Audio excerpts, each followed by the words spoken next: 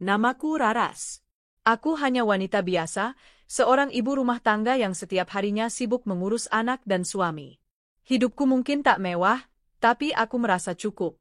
Suamiku, Dimas, bekerja di sebuah perusahaan kontraktor, dan walau penghasilannya tidak terlalu besar, kami masih bisa hidup sederhana tapi nyaman. Yang paling membuatku bahagia adalah anak kami, Adit, yang baru berusia 5 tahun.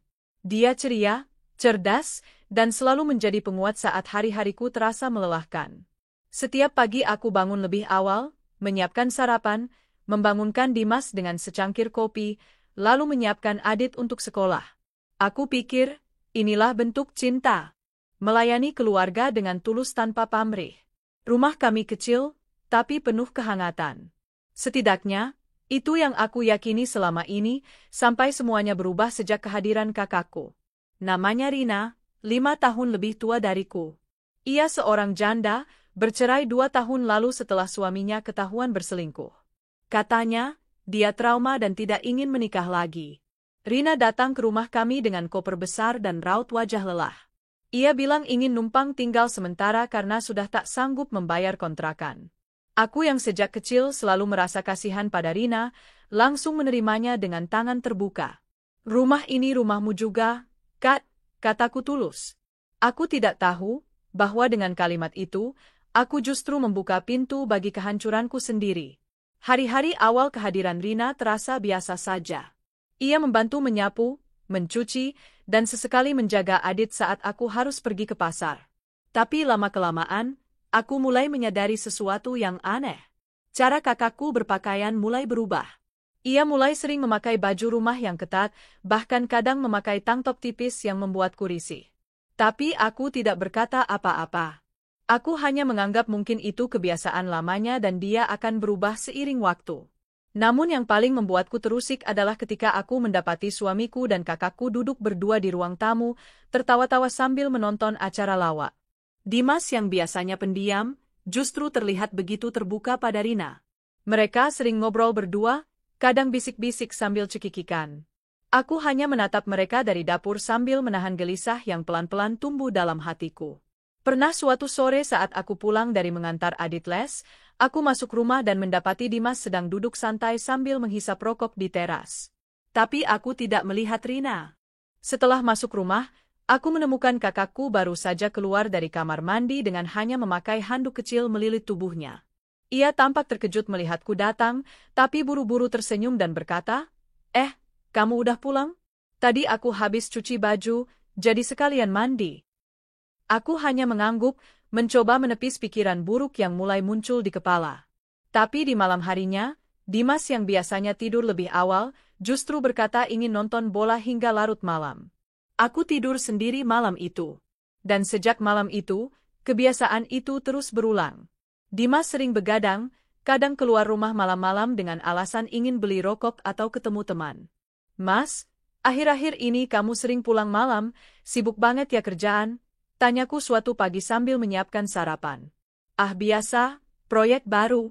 Kliennya rewel, jawab Dimas pendek. Aku mengangguk pelan, mencoba mempercayainya. Tapi entah kenapa, hatiku merasa ada yang tidak beres. Suatu hari saat aku sedang menyapu kamar, aku menemukan sebuah lipstik di bawah ranjang. Bukan milikku. Warnanya merah menyala, bukan warna yang biasa kupakai.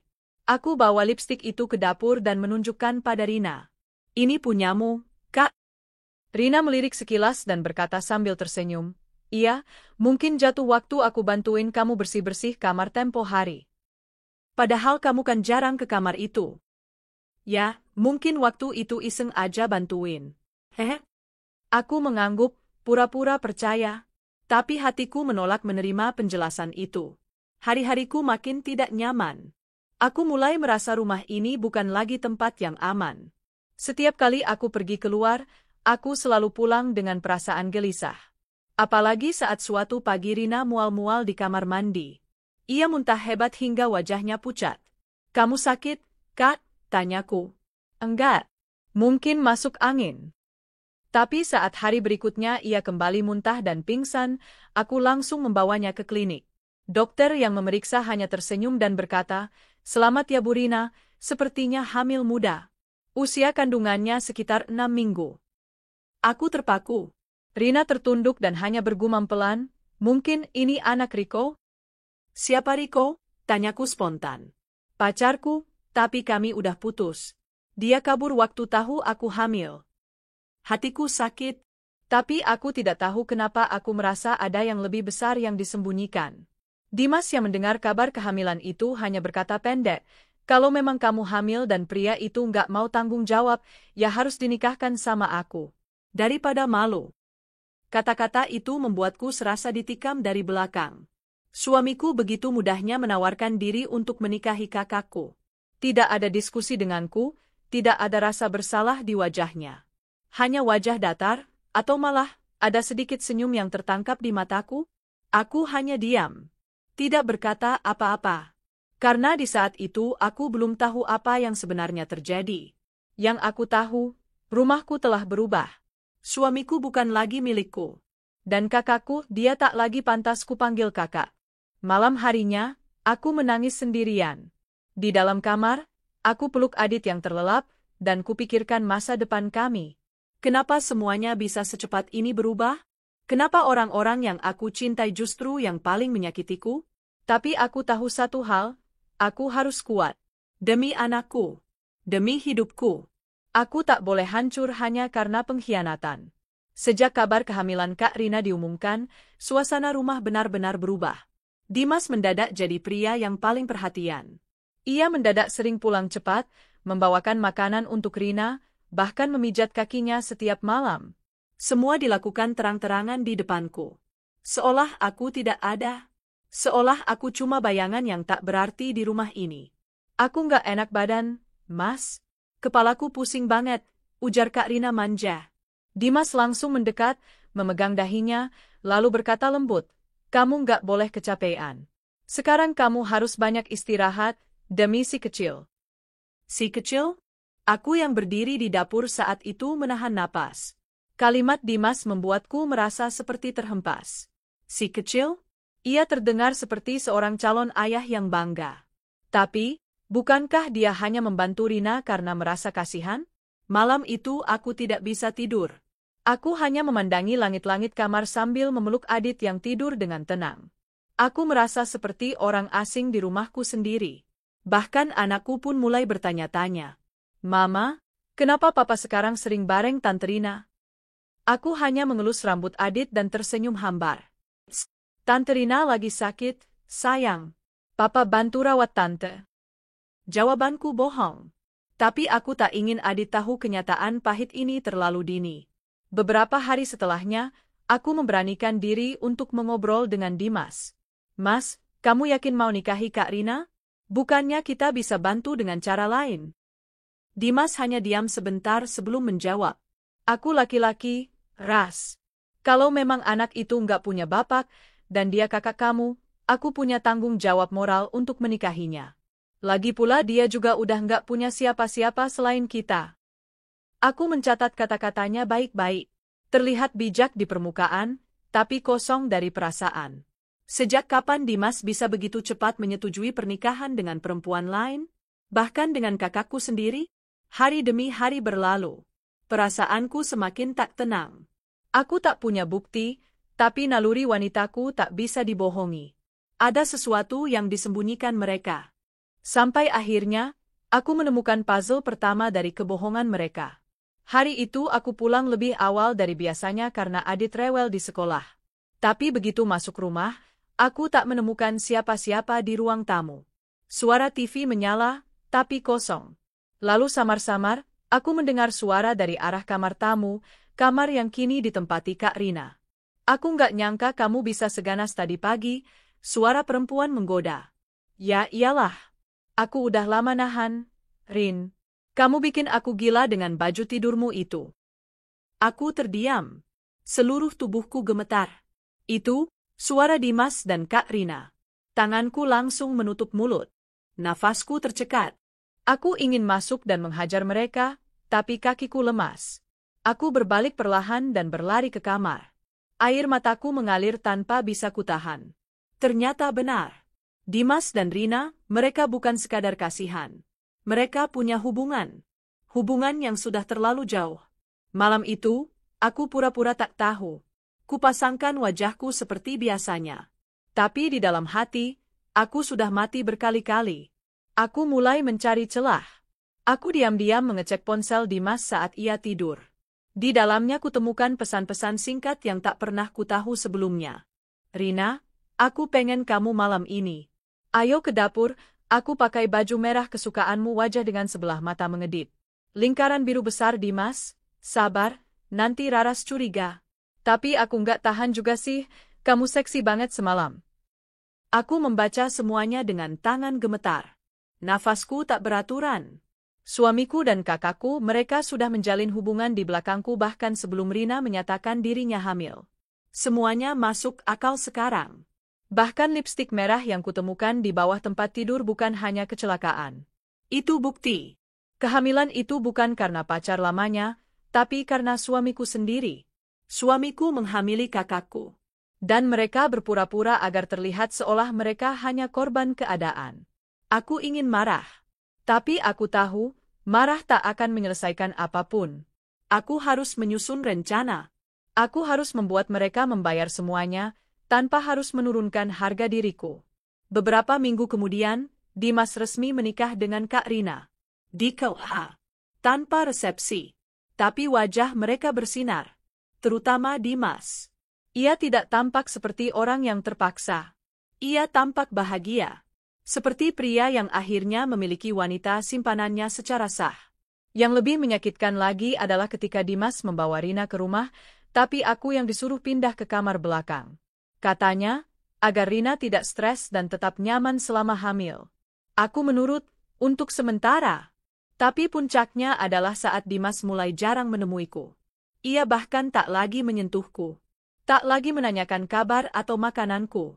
Hanya Adit yang masih ia peluk. Tapi itu pun semakin jarang. Hingga suatu malam, saat aku menyiapkan makan malam dan mengajak Dimas untuk makan bersama, ia berkata datar, aku akan pindah ke rumah kontrakan bareng Rina. Aku nggak enak kalau dia harus terus berbagi rumah sama kamu. Terus aku dan Adit, tanyaku dengan suara bergetar. Kalian tetap di sini. Tapi, jangan harap aku akan sering pulang. Aku sudah punya istri yang sedang hamil besar. Fokusku ke sana dulu. Dimas pun pergi malam itu juga. Tak menoleh. Tak ada pelukan. Tak ada permintaan maaf. Hanya dingin dan pengkhianatan yang ditinggalkannya. Sejak saat itu, aku benar-benar ditinggalkan. Uang bulanan tak lagi diberikan. Semua beban rumah dan kebutuhan Adit harus kutanggung sendiri. Tapi aku tak menyerah. Aku mulai mencari pekerjaan. Awalnya ku terima pekerjaan sebagai admin di sebuah kantor kecil. Gajinya kecil, tapi cukup untuk makan. Lalu aku ikut pelatihan, memperluas kemampuan komputer dan komunikasi. Aku bekerja keras. Pulang malam. Belajar di sela waktu. Aku ingin berhasil. Bukan untuk membalas dendam. Tapi untuk bertahan hidup. Untuk membuktikan aku bukan perempuan lemah. Tahun demi tahun berlalu. Karirku naik. Aku dipromosikan jadi kepala divisi. Lalu 2 tahun kemudian, aku diangkat menjadi manajer. Gajiku naik berkali lipat. Aku bisa menyekolahkan Adit di sekolah bagus, bisa membeli mobil, dan pindah ke apartemen nyaman. Hidupku mulai berubah. Tapi aku tetap rendah hati. Aku masih wanita yang sama, hanya lebih kuat dan lebih berhati-hati. Hingga suatu hari, takdir mempertemukanku kembali dengan mereka. Aku sedang mengendarai mobil menuju kantor ketika melihat 2 orang sedang menunggu di depan gerbang rumah mewah milikku. Dan mereka adalah Dimas dan Rina. Wajah mereka kaget saat melihat aku turun dari mobil dengan penampilan rapi dan anggun. "Rars?" Rina berseru. Aku hanya menatap mereka dengan senyum tipis. "Maaf, kalian siapa ya? Kok berdiri di depan rumah saya?" "Kamu ini rumahmu." Dimas tampak kebingungan. "Ya, kenapa? Kamu kerja apa sekarang?" Aku tersenyum penuh makna. "Aku CEO di tempat kerjaku. Kamu tahu kantor yang dulu kamu remehkan itu? Aku yang sekarang memimpinnya." Rina tampak menunduk. Dimas terbata-bata. "Kami butuh pekerjaan, Ras. Keuangan kami parah. Rumah kami digusur. Bisnis gagal." Aku menatap mereka sejenak, lalu berkata dingin. Kalau kalian butuh pekerjaan, kebetulan aku sedang butuh 2 orang pembantu di rumah ini. 1 untuk bersih-bersih, 1 untuk menjaga taman. Kalian tertarik? Mereka hanya terdiam, wajah mereka memucat. Tapi tak ada pilihan. Mereka menerima. Dan saat itu, aku tahu roda kehidupan benar-benar berputar. Mereka berdiri mematung. Kak Rina memegangi lengan Dimas, seolah berharap aku bercanda. Tapi aku bukan Raras yang dulu. Aku bukan lagi perempuan lugu yang menangis dalam diam karena disakiti. Aku sekarang seorang wanita kuat yang sudah terlalu lama diam dan saatnya bicara. Raras, kamu serius? Dimas akhirnya bersuara, meskipun suaranya terdengar gemetar. Aku menyilangkan tangan di dada. Serius? Kalian datang ke rumahku, meminta pekerjaan, dalam keadaan terlilit utang dan kehilangan tempat tinggal. Kalian butuh. Dan aku kebetulan sedang mencari pembantu rumah tangga dan tukang kebun. Daripada kalian hidup di jalan, bukankah ini lebih baik? Kak Rina menggeleng, wajahnya memerah karena malu. Kamu tega banget, Ras. Aku ini kakak kamu. Aku tertawa kecil, dingin dan penuh sindiran. Kakak? Dulu waktu kamu tidur dengan suamiku dan pura-pura hamil dari pacar jablaimu itu, kamu ingat aku ini adikmu. Ia menunduk. Dimas menunduk.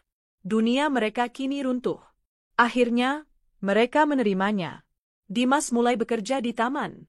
Ia yang dulu bersikap layaknya raja di rumah, kini harus mencabut rumput, membersihkan kolam ikan, dan memotong ranting pohon. Sementara Rina, setiap pagi masuk ke rumah memakai seragam pembantu. Ia menyapu, mengepel, mencuci baju, dan memasak untukku dan Adit. Awalnya mereka canggung, malu, menunduk setiap kali bertemu denganku. Tapi aku memperlakukan mereka secara profesional, tanpa cacian, tanpa hinaan. Aku cukup dengan kehadiranku dan keberhasilanku yang kini jauh di atas mereka. Itu sudah cukup menyakitkan bagi mereka. Kadang Adit bertanya, Mama, kenapa Papa kerja di taman rumah kita? Dan kenapa Tante Rina sekarang bersih-bersih di rumah? Aku tak langsung menjawab. Tapi suatu malam, ketika Adit mulai lebih besar dan cukup dewasa untuk memahami, aku berkata pelan, Papa pernah menyakiti Mama. Sangat dalam. Tapi Mama memilih untuk tetap kuat. Karena Mama ingin kamu punya masa depan. Sekarang biarkan Papa belajar dari kesalahannya. Adit mengangguk, meski raut wajahnya masih menyimpan banyak pertanyaan. Tapi aku tahu, waktu akan membuatnya mengerti lebih banyak. Hari-hari berjalan seperti itu selama berbulan-bulan. Kak Rina yang dulu selalu berdandan mewah, kini wajahnya kusam, tubuhnya kurus, dan matanya selalu sembab. Sementara Dimas, pria yang dulu selalu percaya diri, sekarang sering termenung, kehilangan gairah hidup. Suatu hari saat aku pulang kerja, Rina menungguku di depan pintu. Raras, aku mohon. Aku nggak tahan lagi. Aku lelah. Aku malu. Tolong, izinkan kami pergi. Kami nggak sanggup hidup seperti ini. Aku memandangnya dengan datar. Pergi kemana? Kalian nggak punya rumah, nggak punya pekerjaan. Kau pikir siapa yang akan menerima kalian? Setidaknya di sini kalian bisa makan dan tidur di tempat layak. Air matanya jatuh. Aku salah. Aku hilaf. Tapi aku tetap kakakmu. Aku mendekatinya, lalu berkata pelan namun tegas, kamu mengkhianati darahmu sendiri, Rina. Kamu hancurkan rumah tanggaku. Kamu bukan hanya tidur dengan suamiku, kamu membunuh kepercayaanku, dan kamu pikir hanya dengan air mata semuanya selesai. Rina tersungkur, menangis di lantai. Tapi aku hanya melangkah masuk dan meninggalkannya begitu saja. Beberapa minggu kemudian, Dimas jatuh sakit. Ia terkena demam berdarah. Saat itu ia dirawat di rumah sakit, dan sebagai majikan, aku datang menjenguk. Tapi bukan untuk mengasihani, melainkan untuk memastikan ia tetap bisa bekerja setelah pulih. Raras, katanya dengan suara lemah. Kenapa kamu nggak marah-marah? Kenapa kamu nggak teriak-teriak seperti perempuan lain? Aku duduk di kursi di samping ranjangnya. Karena kamu bukan siapa-siapa lagi dalam hidupku, Mas. Kamu cuma pegawai yang kebetulan pernah ada di masa laluku. Aku sudah tidak punya tenaga untuk membenci. Ia menangis. Tangannya berusaha menyentuh tanganku, tapi aku menariknya. Mas, kalau kau ingin dimaafkan, minta ampun sama Tuhan. Bukan aku. Lukaku sudah sembuh. Tapi kamu dan Kak Rina masih hidup dalam luka yang kalian buat sendiri. Tak lama setelah itu, Kak Rina keguguran. Ia terlalu stres, terlalu banyak tekanan, dan tubuhnya tak kuat. Kandungannya lemah sejak awal, tapi ia paksa bekerja setiap hari. Ia jatuh di kamar mandi saat sedang mengepel lantai, dan dokter tak bisa menyelamatkan janin dalam perutnya. Aku yang membayar semua biaya rumah sakit. Tapi bukan karena kasihan, melainkan karena tanggung jawab profesional sebagai majikan. Aku hadir saat dokter menyampaikan berita itu, dan kulihat wajah Rina yang kosong. Seolah semua harapannya lenyap dalam sekejap. Mungkin ini hukuman, katanya lirih. Hukuman dari Tuhan atas semua pengkhianatanku padamu. Aku menatap matanya. Untuk pertama kalinya, kulihat penyesalan yang nyata. Tapi tetap saja, aku tak bisa menghapus rasa sakit yang sudah terlalu dalam. Aku harap setelah ini kamu belajar, Kat. Karena tidak semua luka bisa disembuhkan dengan waktu. Ada luka yang hanya bisa dimaafkan, tapi tidak akan pernah dilupakan. Setelah keguguran itu, Rina dan Dimas memutuskan untuk pergi. Mereka tak pamit, hanya meninggalkan surat. Kami memutuskan untuk pergi mencari kehidupan baru. Kami tak pantas berada di dekatmu, Raras. Terima kasih karena sudah memberi kami kesempatan untuk bertahan, walau kami tahu kami tak layak. Semoga hidupmu selalu penuh berkah, dan semoga kami bisa belajar dari kesalahan. Aku membacanya dengan tenang. Tak ada air mata. Tak ada dendam. Aku hanya menutup surat itu, menyimpannya di dalam laci, dan melanjutkan hidupku. Tahun-tahun berlalu. Adit tumbuh menjadi anak yang cerdas, sopan, dan penyayang. Ia tahu kisah masa lalu keluarganya, tapi ia tidak pernah membenci. Ia belajar dari pengalaman itu untuk menjadi pria yang bertanggung jawab. Aku sendiri tak menikah lagi. Bukan karena trauma, tapi karena aku sudah cukup bahagia dengan hidupku sekarang. Aku punya perusahaan sendiri, tim yang solid, dan anak yang menjadi semangat hidupku. Sesekali aku mendengar kabar tentang Dimas dan Rina. Mereka tinggal di kota kecil, membuka warung makan sederhana. Kabarnya, Dimas kini lebih rajin ke masjid dan sering membantu warga sekitar. Rina ikut aktif di kegiatan sosial. Mungkin mereka benar-benar berubah. Tapi bagiku, itu tak penting lagi. Yang penting adalah aku bisa berdiri lagi setelah dijatuhkan.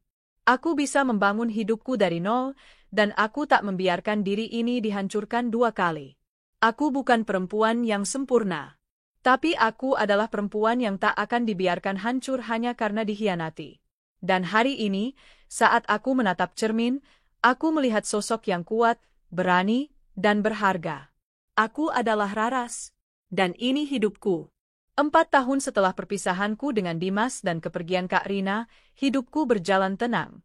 Aku tidak lagi dihantui kenangan buruk setiap malam. Rumah terasa damai. Bisnisku berkembang, dan Adit tumbuh menjadi anak lelaki yang manis, penuh kasih dan hormat. Namun, hidup memang tak pernah kehabisan kejutan. Hari itu, aku menghadiri konferensi bisnis wanita di Jakarta. Aku menjadi salah satu pembicara. Tidak pernah terlintas dalam pikiranku bahwa momen itulah awal mula perubahan besar berikutnya. Setelah selesai memberikan materi tentang kepemimpinan perempuan di dunia usaha kecil, seorang pria menghampiriku di depan panggung. Ia tinggi, berkulit bersih, mengenakan jas navy yang elegan, dan senyumnya hangat. Bu Raras, presentasi Ibu luar biasa. Nama saya Raihan. Saya Direktur Keuangan di PT Inti Mega Nusantara. Kami sedang mencari mitra UKM untuk program CSR kami. Bolehkah saya minta waktu Ibu untuk berdiskusi lebih lanjut? Aku menatapnya, sedikit curiga, karena pria itu bicara dengan tenang namun penuh keyakinan. Tapi aku menjabat tangannya. Silakan. Kita bisa bicara saat jam makan siang. Kami makan siang bersama di restoran hotel tempat konferensi berlangsung. Raihan berbeda dari pria-pria lain yang pernah berusaha mendekatiku selama ini. Ia tidak agresif, tidak memuji berlebihan. Ia mendengarkan, bertanya, dan menghargai pendapatku. Dan yang paling membuatku nyaman, ia tidak menyinggung statusku, tidak menanyakan masa laluku, dan tidak bertanya mengapa aku tidak menikah lagi. Kami bertukar kartu nama, dan aku pikir pertemuan itu akan selesai di sana. Tapi ternyata, itu justru awal dari babak baru dalam hidupku. Sejak pertemuan itu, Raihan beberapa kali mengundangku ke acara kerja sama sosial mereka. Ia menyarankan agar perusahaanku ikut terlibat dalam pemberdayaan perempuan di desa-desa pelosok. Aku menyetujui, karena memang itu salah satu visiku sejak dulu, membangun sesama perempuan agar tidak tertindas seperti yang pernah kualami. Perlahan tapi pasti, hubungan profesional kami berubah menjadi lebih personal. Suatu malam, sepulang dari rapat, ia mengajakku makan malam. Kami duduk di balkon restoran sambil menatap langit malam kota. "Raras," katanya sambil menatapku. "Aku tahu ini mungkin cepat, tapi aku merasa nyaman sekali bersamamu. Kamu kuat, bijak, dan punya hati yang lembut. Aku ingin mengenalmu lebih jauh, jika kamu mengizinkan." Aku tersenyum kecil. Hatiku berdebar, tapi juga waspada. "Raihan, aku ini seorang janda. Aku punya anak. Aku punya masa lalu yang rumit." Ia mengangguk pelan. "Justru karena itu aku tertarik padamu. Karena kamu tidak sempurna, tapi kamu tetap berdiri tegak. Itu lebih indah dari kesempurnaan." Hatiku bergetar. Kata-kata itu mengalir lembut tapi menampar pelan. Dulu, aku haus akan pengakuan dan penerimaan. Kini aku belajar menerima diri apa adanya. Tapi mendengar seseorang yang tidak menuntutku untuk sempurna, membuatku merasa dilihat. Hubungan kami berkembang. Adit mengenalnya dan menyukainya. Raihan tak pernah mencoba menggantikan posisi Dimas sebagai ayah Adit, tapi ia selalu ada untuk mendukung. Membantu PR, mengantar Adit ke sekolah saat aku sibuk, bahkan ikut hadir di pentas sekolah. Namun, sebaik-baiknya niat dan masa depan, masa lalu ternyata belum sepenuhnya hilang. Suatu hari, aku mendapat pesan dari nomor tak dikenal. "Raras, tolong, aku butuh bantuanmu. Aku di terminal. Aku nggak punya siapa-siapa lagi." Itu dari Kak Rina. Awalnya aku ingin mengabaikannya. Tapi hatiku berontak. Bagaimanapun, dia darahku. Dan meski luka belum sepenuhnya hilang, aku tahu aku tak bisa membiarkannya begitu saja. Aku menjemputnya malam itu juga. Ia tampak seperti gelandangan. Rambutnya kusut, bajunya lusuh, wajahnya tirus. Ia menatapku dengan mata kosong. Aku ditinggal Dimas. Dia kabur sama perempuan lain. Warung kami bangkrut. Utang menumpuk. Aku nggak tahu harus kemana. Aku menghela napas panjang. Luka itu memang belum sembuh, tapi kini aku punya kuasa untuk tidak menambah luka lagi. Aku membawanya ke rumah. Memberinya kamar di rumah belakang. Kupanggil dokter untuk memeriksa kesehatannya. Kubelikan baju baru. Aku tidak melakukannya karena kasihan, tapi karena aku ingin mengakhiri lingkaran kebencian. Raihan tahu tentang semua itu. Saat kuceritakan tentang kedatangan Rina, ia tidak menghakimi. Kadang memberi kesempatan kedua itu bukan tentang mereka yang menyakiti kita, tapi tentang kita yang ingin hidup tanpa beban dendam, katanya. Aku mengangguk. Tapi jauh dalam hatiku, aku tahu ini akan menjadi ujian baru. Suatu malam, aku melihat Rina berdiri di depan jendela, menatap Raihan yang sedang bermain bola dengan Adit di halaman. "Dia baik banget, ya," bisiknya. "Kamu beruntung, Ras." Aku menoleh cepat. Ada nada asing dalam suaranya. Matanya mengamati Raihan dengan cara yang membuat tubuhku dingin. "Rina," kataku tegas. "Raihan milikku. Dan aku harap kamu cukup paham untuk tidak mengulang kesalahan." Ia tertawa kecil, tapi getir. "Tenang aja. Aku bahkan gak punya tenaga buat berdandan. Tapi kadang, rasa iri itu datang tanpa kita minta." Aku menghela napas panjang. Rina tetaplah Rina. Dan aku harus berhati-hati. Beberapa minggu kemudian, Raihan mengajakku makan malam spesial. Di restoran yang dulu pertama kali kami bertemu, ia memesan meja di balkon, lengkap dengan lilin dan bunga mawar. Aku tersenyum, sudah menebak arah semua ini. Ia mengeluarkan kotak kecil dari sakunya, membuka pelan, dan memperlihatkan cincin emas sederhana. Raras, aku tahu masa lalumu berat. Aku tahu kamu tidak mudah percaya orang. Tapi jika kamu bersedia, aku ingin menjadi masa depanmu. Aku ingin menua bersamamu. Menjadi pelindungmu, dan ayah yang bisa diandalkan untuk Adit. Maukah kamu menikah denganku? Aku memejamkan mata. Ada air bening mengalir pelan di pipiku. Bukan karena sedih, tapi karena aku merasa, akhirnya aku berharga. Aku mengangguk. Ya, Raihan. Aku bersedia. Pernikahan kecil dan hangat kami digelar 2 bulan kemudian. Hanya keluarga dekat dan beberapa sahabat yang hadir. Adit berdiri di sampingku, mengenakan jas kecil, tersenyum bahagia. Rina hadir, duduk di bangku paling belakang. Ia tersenyum tipis. Tak banyak kata. Tapi aku tahu, mungkin untuk pertama kalinya, ia benar-benar belajar melepaskan. Hidup memang tidak selalu adil. Tapi kita bisa memilih menjadi kuat tanpa menjadi jahat. Aku pernah dijatuhkan, dihancurkan, disisakan sebagai luka. Tapi kini aku bangkit, bukan untuk membalas, tapi untuk menunjukkan bahwa aku tetap bisa mencintai, tanpa harus melupakan siapa yang pernah melukaiku. Dan hari ini, aku resmi menjadi istri dari pria yang memilihku bukan karena masa laluku, tapi karena siapa aku hari ini. Pernikahanku dengan Raihan berjalan jauh lebih damai dari apa yang pernah aku bayangkan dalam hidupku. Ia lembut, penyabar, dan penyayang. Adit pun semakin dekat dengannya. Kadang, aku merasa seperti hidup di tengah mimpi. Tapi yang belum kusadari saat itu adalah, mimpi indah bisa berubah jadi kabut kelabu hanya karena satu bisikan masa lalu. Rina masih tinggal di paviliun kecil di belakang rumah kami. Aku menawarinya pekerjaan di kedai rotiku, bukan karena kasihan, tapi karena aku ingin memberinya kesempatan untuk berdiri lagi. Ia menerimanya dengan wajah datar, dan selama beberapa minggu, aku merasa ia memang mulai berubah. Namun, beberapa kali aku melihat sorot matanya ketika Raihan pulang kerja, atau ketika Raihan mengajakku makan malam, dan Adit berlari memeluk Raihan seolah ia adalah ayah kandungnya. Pandangan Rina, bukan iri. Tapi lebih dari itu, seperti ada bara kecil yang menyala di balik tatapan matanya.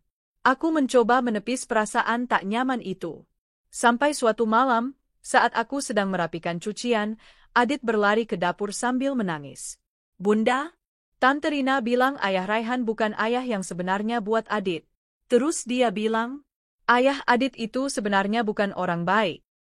Hatiku mencelos. Aku langsung berdiri dan memeluk Adit. Sayang, dengar bunda ya. Kadang orang dewasa berkata hal-hal yang gak seharusnya mereka katakan. Raihan mungkin bukan ayah kandungmu, tapi dia sangat menyayangimu. Dan kamu tidak perlu meragukannya. Jangan dengarkan kata-kata yang membuat kamu sedih. Ya? Adit mengangguk kecil, tapi aku tahu hatinya terguncang. Malam itu aku mendatangi Rina di kamarnya. Ia sedang duduk di depan cermin, menyisir rambutnya yang kini sudah sedikit lebih rapi. Kenapa kamu bilang hal seperti itu ke Adit? Ia berhenti menyisir. Aku cuma jujur. Kamu terlalu membutakan anakmu dengan kenyamanan palsu. Aku menahan diri agar tidak membentaknya. Dia anak kecil, Rina. Dia nggak perlu tahu rumitnya hidup orang dewasa secepat itu. Dan kamu nggak berhak mengusik ketenangannya. Rina berdiri dan menatapku dari balik cermin. Kamu pikir kamu udah menang, ya? Hidup bahagia, suami baru, anak yang sayang padamu. Tapi kamu lupa satu hal, Raras. Rahasia yang kamu tutupi akan tetap jadi hantu sampai kamu berani menghadapinya. Aku mengernyit. Apa maksudmu? Ia hanya tersenyum tipis dan duduk lagi, seolah pembicaraan sudah selesai. Tapi hatiku mulai resah. Beberapa hari kemudian, Raihan sedang dinas keluar kota. Aku pulang agak malam karena ada pertemuan dengan distributor. Saat membuka pintu rumah, aku menemukan Rina sedang duduk di ruang tamu. Di tangannya ada album foto. Ia menatapku dan berkata, aku baru bongkar-bongkar kardus lama. Aku nemu ini. Album itu ternyata album fotoku bersama Dimas. Aku ingat dulu sempat memisahkannya dan menyimpannya di gudang. Tapi bukan itu yang membuatku terpaku. Di dalam album itu, ada foto lama, Rina dan Dimas. Mereka duduk di sebuah kafe. Tangannya saling menggenggam. Dan foto itu jelas bukan diambil secara diam-diam. Aku menatap Rina. Kamu simpan ini sejak kapan? Rina menghela napas. Sejak lama. Tapi bukan itu yang harus kamu lihat. Ia membuka lipatan kecil di bagian belakang album. Ada kertas hasil USG, nama pasien, Rina Sari.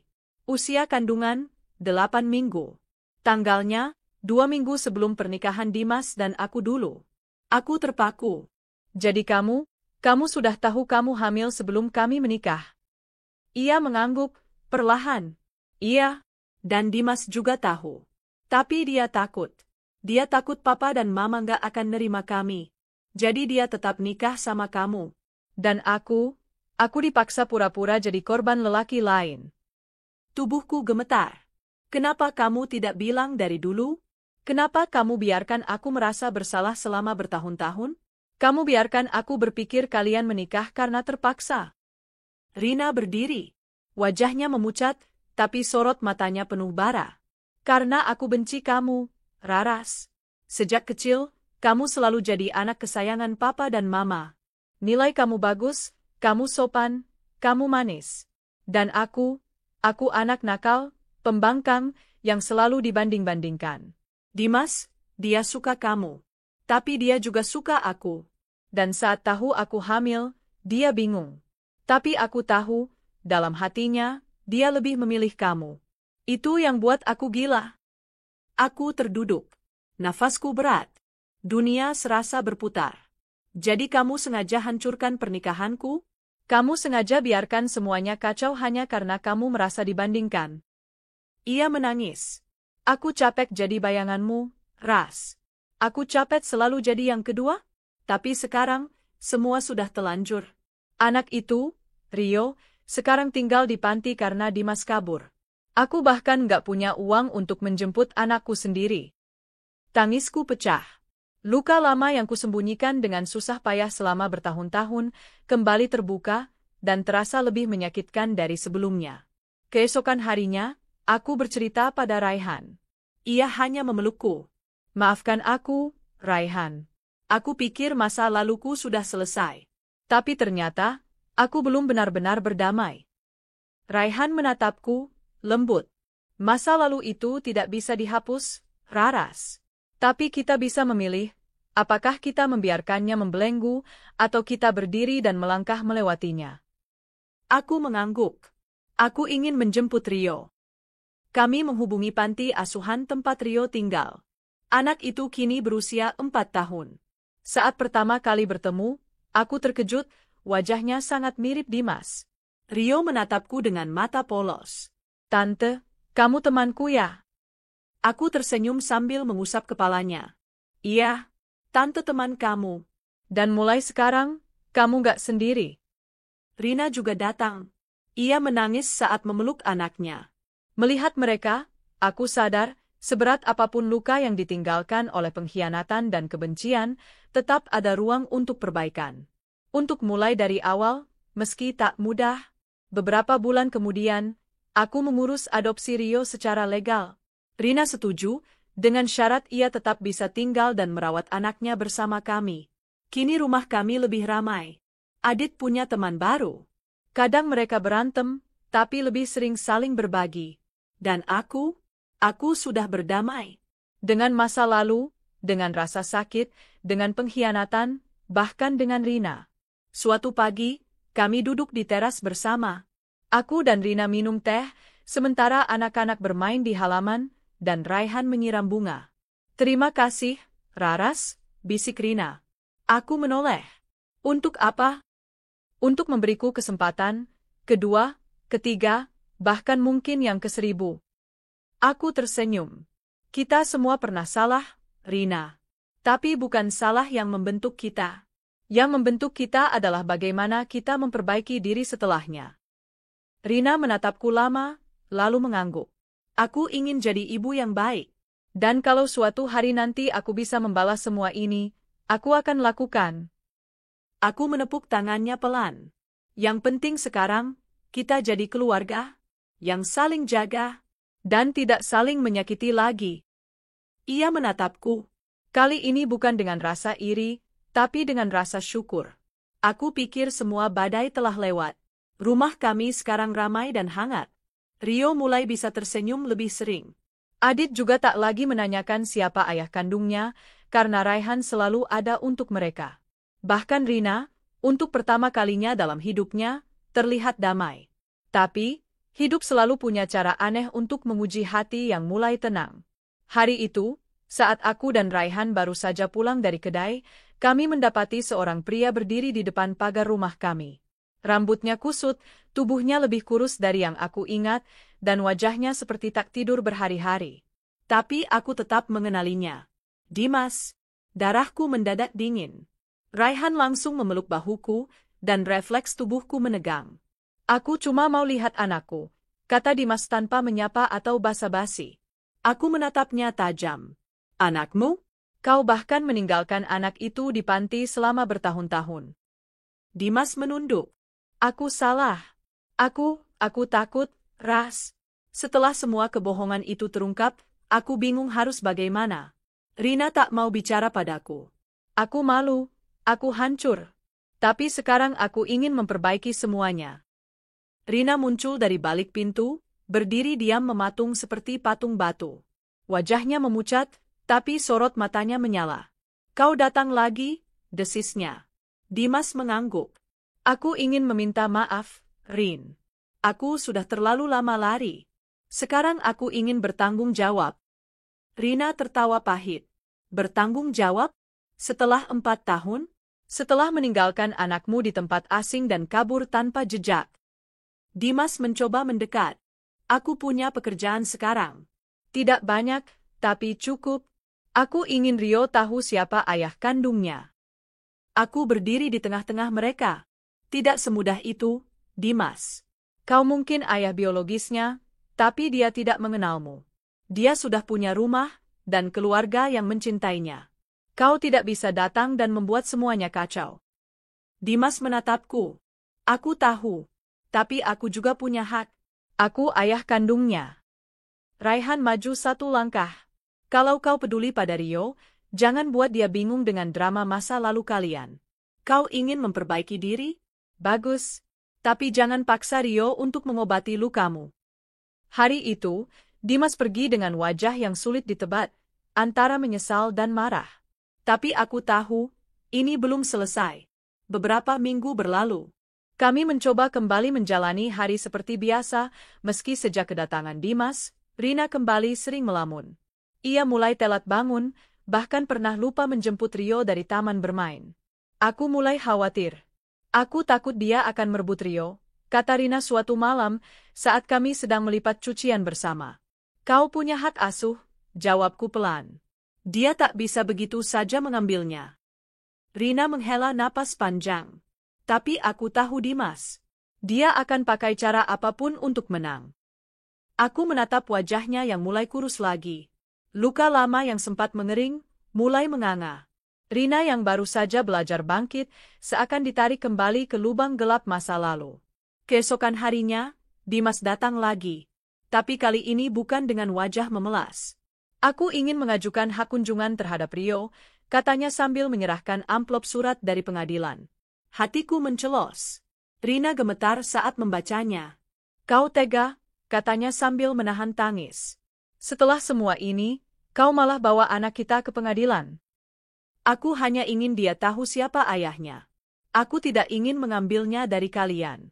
Aku cuma mau bertemu anakku seminggu sekali. Itu saja, ucap Dimas datar. Tapi aku tahu, ini bukan tentang Rio.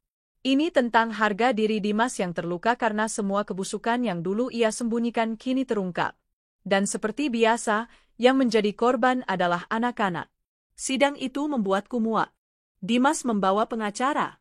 Ia mengatakan bahwa selama ini Rio tinggal bukan dengan ibu kandungnya karena hak asuh diberikan ke saya secara legal. Ia menuntut revisi dan pembagian waktu kunjungan yang lebih longgar. Rina tak kuat melihat wajahnya di persidangan. Ia menangis sepanjang jalan pulang. Dia akan menghancurkan semua yang sudah susah payah kita bangun. Aku menggenggam tangannya.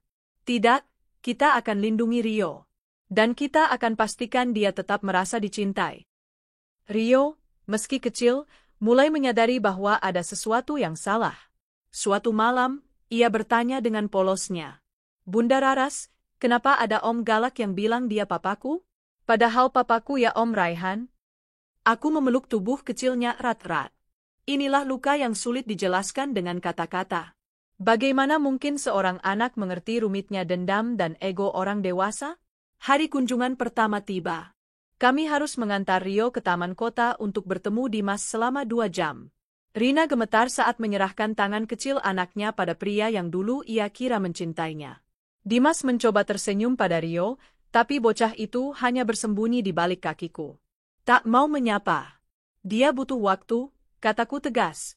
Dimas mengangguk, tapi aku melihat sorot frustasi di matanya. Selama 2 jam, aku dan Rina duduk di bangku jauh, mengawasi mereka. Rio tidak banyak bicara. Ia hanya bermain ayunan dan menatap kosong. Dimas berusaha berbicara, tapi tak mendapat banyak respons. Ia jelas tidak tahu bagaimana berbicara dengan anaknya sendiri. Setelah itu, Rio kembali berlari ke arah kami dan memeluk Rina erat-erat. Bunda jangan pergi lagi, ya. Aku takut. Rina menangis sambil mengangguk. Bunda selalu di sini, Nak. Bunda nggak akan pergi. Kehadiran Dimas memang tidak mengubah banyak hal dalam sehari. Tapi ia meninggalkan bayangan yang menakutkan. Rio mulai bermimpi buruk. Ia sering menangis saat malam. Ia ketakutan setiap kali mendengar suara pria dari televisi. Raihan dan aku mencoba membantu sebisa mungkin. Kami bawa Rio ke psikolog anak. Hasilnya menyedihkan. Psikolog bilang, Rio mengalami trauma ringan karena kehadiran pria asing yang memaksakan kedekatan dengannya. Kita harus pertimbangkan evaluasi hak kunjungan, kata Raihan. Kalau tidak, ini akan semakin buruk untuk Rio. Rina mengangguk. Aku akan ajukan keberatan. Kali ini aku akan bicara. Dalam sidang berikutnya, Rina berdiri sendiri di depan hakim. Suaranya gemetar, tapi tatapannya penuh tekad. Yang mulia, saya tidak bermaksud melarang Dimas bertemu anaknya. Tapi kunjungan yang dipaksakan telah berdampak buruk pada kondisi psikologis Rio. Anak kami mengalami mimpi buruk, ketakutan, dan kecemasan setelah setiap pertemuan. Hakim bertanya pada pengacara Dimas. Mereka tetap menuntut hak sebagai ayah kandung. Tapi kali ini, bukti dari psikolog menjadi senjata kami. Akhirnya, hakim memutuskan kunjungan dibatasi hanya sebulan sekali dan harus dalam pengawasan petugas sosial. Dimas mengamuk. Kau sengaja menjauhkan anakku dariku. Aku mendekatinya dan berkata lirih, anak bukan alat balas dendam, Dimas. Kau ingin jadi ayah? Mulailah dengan jadi manusia. Hari-hari kembali tenang, meski bayang-bayang Dimas belum benar-benar hilang. Tapi ada sesuatu yang tumbuh perlahan, kepercayaan. Rina mulai ikut terapi untuk memulihkan dirinya. Ia mulai menulis jurnal, belajar menjadi ibu yang lebih tenang. Rio semakin dekat dengannya. Kadang mereka tidur berpelukan, dan aku bisa melihat cinta sejati seorang ibu di sana. Suatu malam, Rina menghampiriku di dapur. Raras, aku mau minta satu hal. Apa itu? Kalau suatu hari nanti aku jatuh lagi, tolong ingatkan aku bahwa aku pernah kuat. Aku memeluknya erat. Kita saling jaga, Rin. Kita sudah terlalu lama saling menyakiti. Sekarang saatnya saling menyembuhkan. Ia menangis. Tapi kali ini bukan karena terluka, tapi karena harapan. Musim hujan datang bersama aroma tanah basah yang akrab. Rumah kami semakin ramai dengan tawa Adit dan Rio yang kini tak pernah bisa dipisahkan. Mereka seperti saudara kandung yang tumbuh bersama sejak lahir, berlari, bermain, bertengkar lalu berpelukan di akhir hari.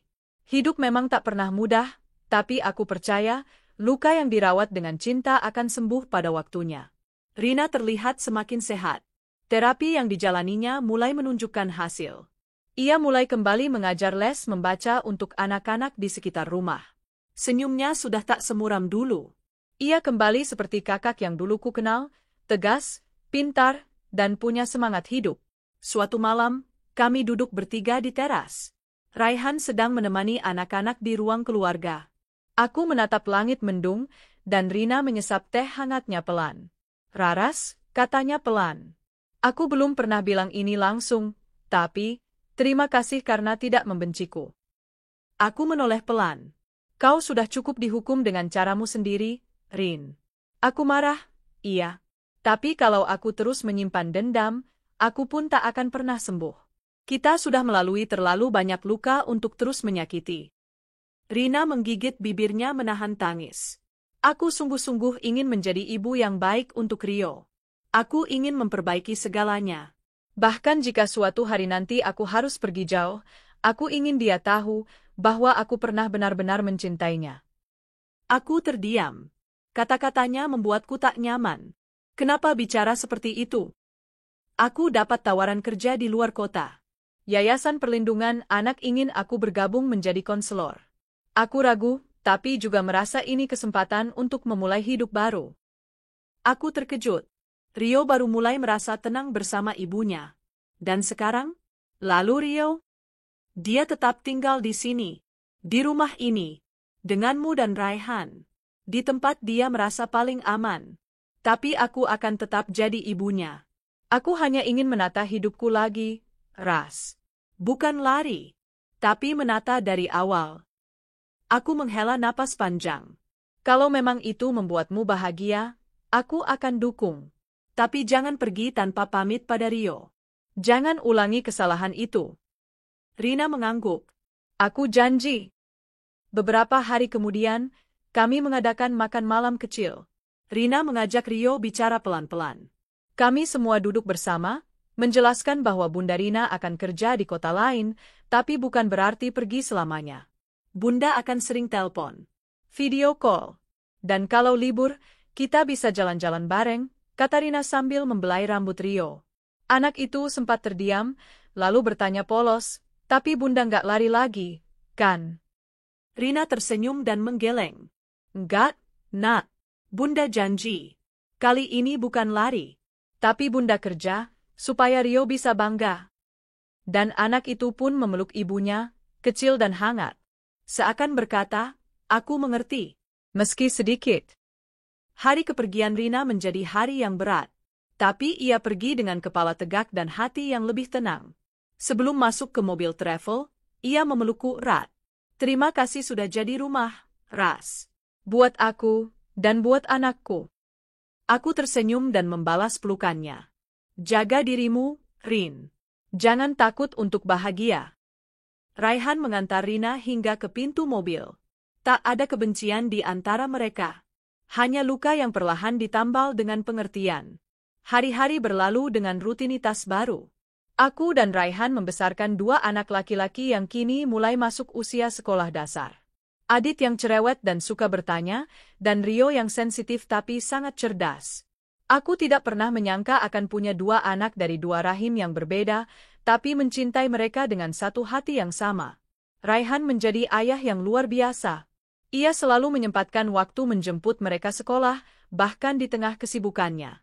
Ia membacakan dongeng, ikut main bola, bahkan rela bangun tengah malam hanya untuk menemani Rio yang mimpi buruk. Suatu malam, saat aku dan Raihan berbincang di kamar, ia menatapku sambil memegang tanganku. Kamu tahu, Ras? Aku dulu sempat takut kehilangan kamu. Takut kamu pergi karena semua ini terlalu rumit. Aku tersenyum. Aku juga pernah takut. Tapi ternyata, cinta yang diuji itu, kalau tetap bertahan, akan jadi lebih kuat dari sebelumnya. Ia mencium keningku pelan. Terima kasih sudah tetap tinggal. Dan aku tahu, di dunia yang penuh luka dan pengkhianatan ini, aku beruntung karena masih bisa menemukan cinta yang tulus. Beberapa bulan kemudian, kabar mengejutkan datang. Dimas mengalami kecelakaan lalu lintas. Ia meninggal di tempat. Tidak ada keluarga yang datang mengambil jenazah. Hanya satu kontak yang masih tersisa di ponselnya, namaku. Aku ragu-ragu saat melihatnya di rumah sakit. Tubuhnya terbujur kaku.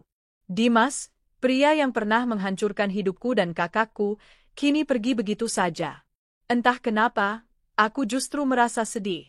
Mungkin, ini bentuk pengakhiran dari masa lalu, kata Raihan, yang menemaniku diam-diam. Kami mengurus jenazahnya. Aku pun menghubungi Rina. Ia menangis, tapi bukan karena cinta. Lebih pada kehilangan sebuah bagian pahit dari masa mudanya. Dia pernah jadi bagian penting dari hidupku. Meskipun buruk, Aku tetap ingin mendoakannya, ucap Rina melalui video call. kami mengadakan tahlilan kecil untuk Dimas. Dan setelah itu, rasanya semua lembar lama telah benar-benar ditutup. 1 tahun berlalu. Rio tumbuh semakin dewasa.